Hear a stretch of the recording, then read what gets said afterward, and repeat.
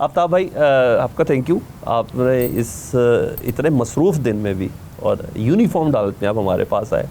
सबसे पहले तो सल्यूट जी। ईद के दिनों में आप ऑन ड्यूटी होते हैं जी। बच्चे फ़ोन तो करते होंगे, बाबा आप कब आ रहे हैं, बाबा आप कब आ रहे हैं। उस टाइम क्या कहते हैं वैसे उनको फ़ोन पर? ये तो तय है कि वो फ़ोन करके कहते हैं, पूछते हैं। मैं इसमें आपको मज़े की बात बताता हूँ।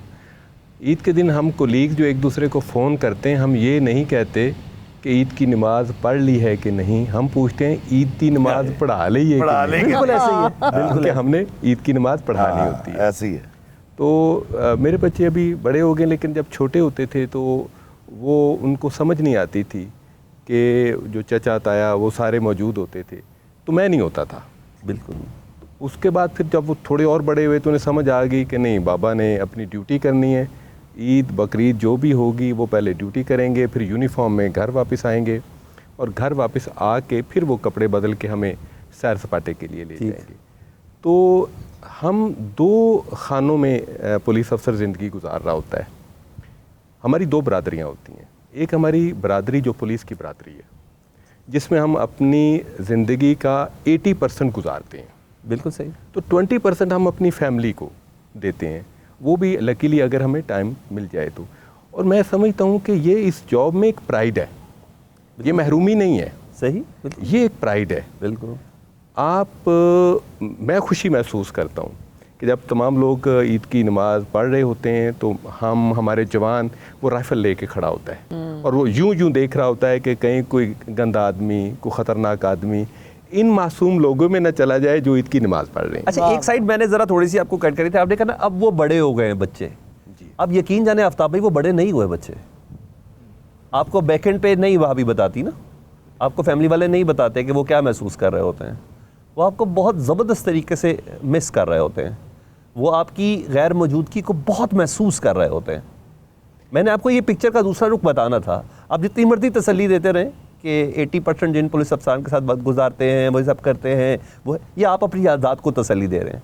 इतना मुझे भी एक्सपीरियंस हो गया आप लोगों के साथ बैठ के बात करते, आपसे बात करते हुए भी, कि ये चीज़ है। आपके जो आईजी साहब हैं वो भी सुना बड़े ज़बरदस्त किस्म का रोल मॉडल हैं और वो ख़ुद भी साथ साथ ही रहते हैं। आईजी साहब के बारे में मैं ये कहूँगा कि पुलिस में पुलिस अफसरान आते हैं, पुलिस मैनेजर्स आते हैं। डॉक्टर उस्मान अनवर साहब, he is a police leader. Yes, he is a visionary police officer, जिन्होंने थोड़ी ही अरसे में पुलिस का इमेज तब्दील करके रख दिया। बिल्कुल ऐसे ही। थाने जब जहन में आता था तो एक बोर्ड का दरख्त होगा जिसके नीचे टूटे हुए बेंच पड़े होंगे, एक अकूबत खाने का तस्वुर आता था। उन्होंने, डॉक्टर उस्मान अनवर आईजी पंजाब, उन्होंने थाने का इमेज बदल के रख दिया है। अब आप थाने में जाएं, आपको लगता है कि आप ड्राइंग रूम में आ गए। सही है, सही है। और इतना खूबसूरत उसकी फेस लिफ्टिंग की गई है कि एक मैं देख रहा था कि दूल्हा दुल्हन की शादी हुई तो उन्होंने अपना जो फ़ोटो सेशन है वो थाने में किया है। ज़बरदस्त, यू सी। और ये एक कह रहे हैं, मेरा बेटा बड़ा अली, ठीक है, एक दिन हम जा रहे हैं इकबाल टाउन मेन से, कह रहा बाबा मेरी शादी ना, एक मैंने शादी हॉल देख लिया। मैं कहा अच्छा, रात का टाइम था। मैं कहा कितने, कहता थे नहीं उन्होंने मेरे वाला और मैंने पहली दफा देखा, मैं वहां से मैंने गुजरा था, नहीं देखा था। मैं खूबसूरत थाना बना दिया। इफ़ी भाई को ऑफर करता हूँ कि इनके बेटे की शादी हो तो उनका फोटो सेशन हम CIA हेडक्वार्टर में करें।